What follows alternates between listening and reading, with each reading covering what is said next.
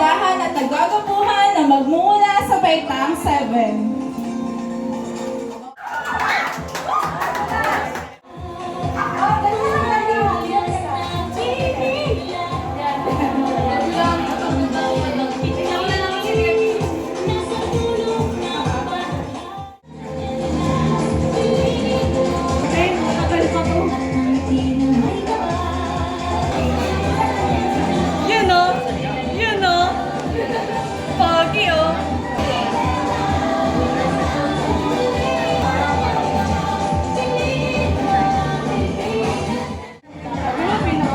Pinakamaganda.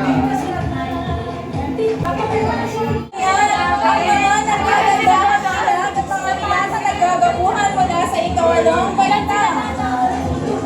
Yun o.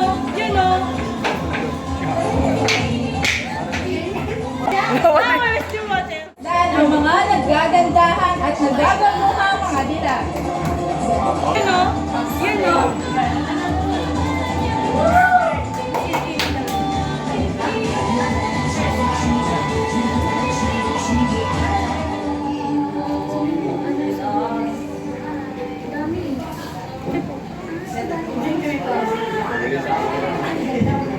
Hindi ko naman natuloy.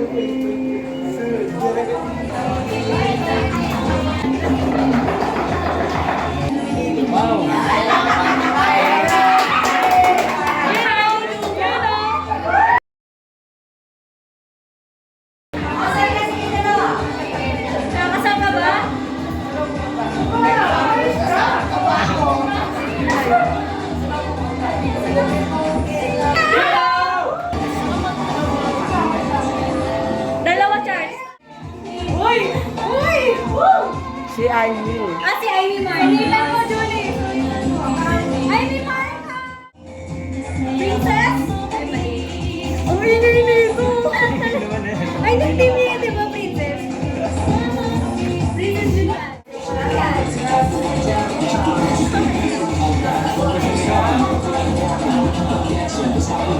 Bakit may follower angel?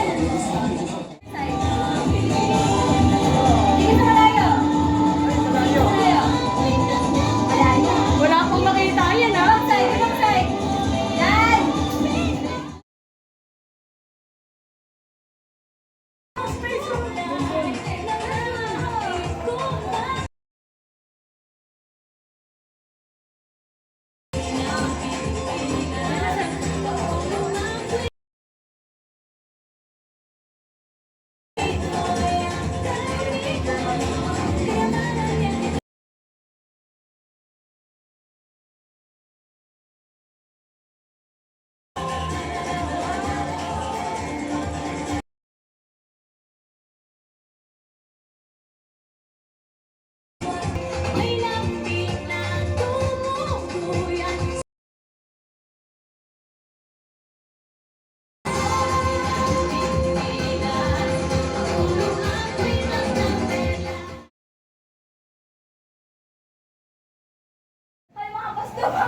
Hindi ko alam bibigyan ng sister tapos hindi niyo kilala.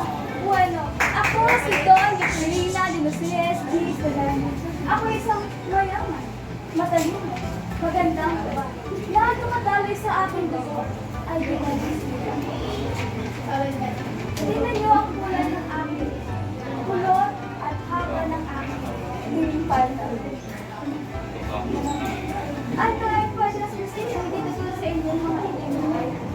Naalala ko ang bata pa. Ang dami nagkakagusto at naniligo sa akin. Ngunit ako siya sa tinabi. At ngayon, napangasawa ko isang doktor na si John Commercial. Ano siya? Isang araw, napupunta kami sa isang hospital. At nagkaroon na doon si John na konsulasyon. Alam mo, ang mga walang modo kasi ang ginawa niya sa akin. Dinalayan at tinuruan niya ako sa walang pahinga. Sige, papipili ko kayong lahat. Sino ang kapapin niyo? Si Consolacion o ako? Consolacion. Ano? Wala kang pangulang niya mo! Kayong lahat magsama-sama sa impyerno at kami lang mga magpupunta sa langit. Yay! Yay!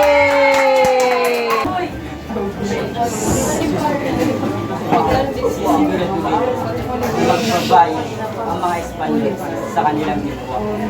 Ako, si Simon, o mas kilala bilang pangunahing tauhan sa Novela El Filibusterismo, Dr. Jose Rizal. Kilala ako bilang isang mayamang alagay. Nagbalik sa Santiago. Ako ay may buong tao, hindi dahil sa aking kayaman, kundi dahil ako ang buting kaibigan at tagapayo ng gobernador general sa mga Espanyol.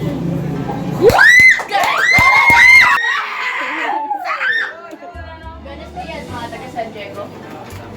Kahit ikaw, alam mo ba, ay Manila? Bakit siguro, hindi lang. Opo. Ikaw, hinahanap mo ba si Manila? Paso? Hindi. Sinungaling. Dahil ako ang bago. Ang bagong kura ng San Diego. Ako si Bernardo Salvi, o mas kilala bilang Padre Salvi. Hindi man halata, ngunit ako'y bayan at laging may sakit. Laging may iniisip at laging tulala. Ako rin ang nakakasala sa kumpleto ng Santa Cruz. O Maria Clara, kahit saan mang anggulo, malayo man o wala akong wagas. Gano'n ka Maria Clara? Oo, pinagnanasahan kita, matagal na. Yung mga nakalimutan. Alam mo, kung wala lang to si Ibarra, malamang matagal ko na nagawa nga. Ito ang aking tikim na kaibigan. Ang isang katanungan lamang na tumatatak sa aking isip. Bakit nga ba masarap yung Yun, no? Ayoko pang mamatay o mamaalam. Kay Don Rafael, wala akong alam. Huwag ninyo akong tanongin dahil si Damaso ang sanarito. Saan? Nasaan si Damaso? Si Damaso. Yung mga utak ninyo, yung mga dumi at ang inyong mga puso ay hangin. Yung mga inutil. Judgmental. Ano sabi ko? Pero minuto, hindi lang marami na kayong nalaman sa aking pagkatao. Ano pang hinihintay nyo? Magsiuwi na kayo!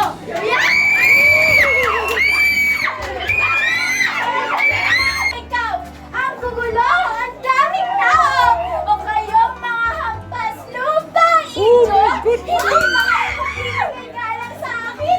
Ako ba hindi ninyo nakikilala? Hindi.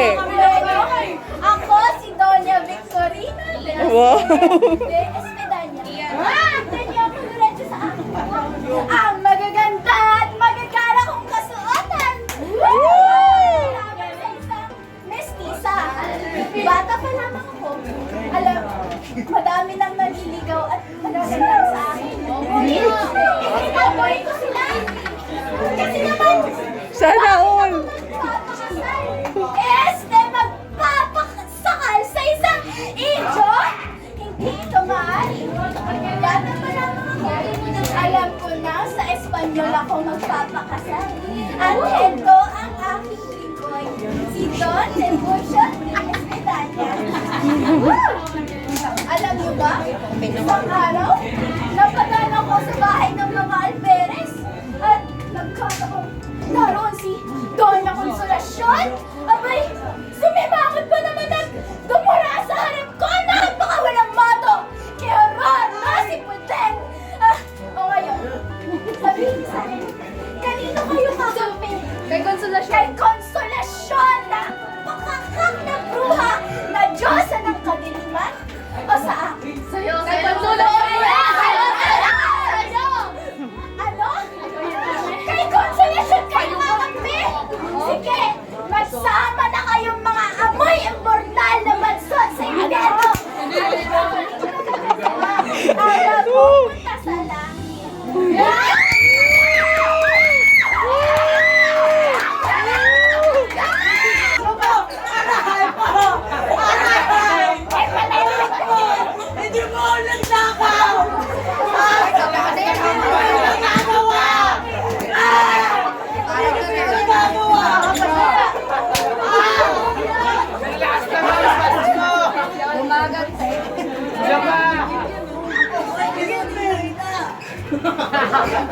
Magaling. Okay lang, sir. Isa! Ako ba? Patay! Kapatid ni Basilio!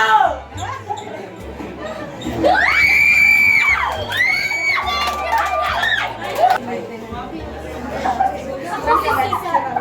Isang mangmangat walang pinag-aralan. Kung kaya't sino'y maniniwala sa akin na sa Viceno ay hindi kriminal. At lalo na si Crispin ay hindi siya kawatan. Labis na ako'y nakikita. At ito'y nakakahiya. Ave Maria, parang awa niya na. Nasaan na sila? Nasaan ang aking mga anak? Crispin? Basilio? Nasaan na kayo? Ang inyong ina ay nag-aalala ng sobra. Ina, magluluto ko kayo ng masarap na pagkain at kakantahan ko kayo ng magandang. Crispin, Basilio, nasaan na kayo? Parang awa niyo na, sabihin niyo na sa akin. Nasaan si Crispin at Basilio? Parang awa niyo na. Binibini? Ayun! Nakita mo niyo ba si Crispin? Grabe niya. Basilio! Hindi ka ni Basilio! Nasaan ang anak ko? Parang awa niyo na! Nasaan ang anak ko? Ate Maria, huwag niyo akong parusahan! Kung kaya't ako isang ina na nagpapahal sa akin mga anak! Parang awa niyo na! Crispin, Basilio! Umuwi na kayo!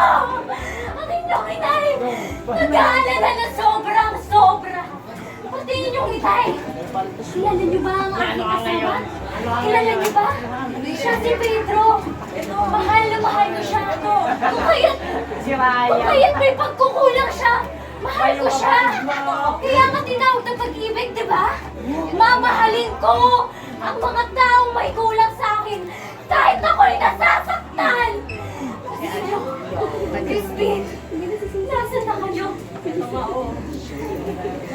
Crispin! Marcelo! Nasaan na kayo? Nagpapakit ako'y nangihingi ng kapatawaran sa mga pagkakasala ang gano'n. Parang awa niyo na! Ibalik niyo sa akin ang aking mga anak! Parang awa niyo na! Tara! Samahan mo ako! At tayo'y magdadasal sa kumbento para sa mga anak kong yumao! Steve! Basilio! Nandito ang inyong anak! Masakit bilang ina na aking mga anak ay nawawala. Kung kaya't nga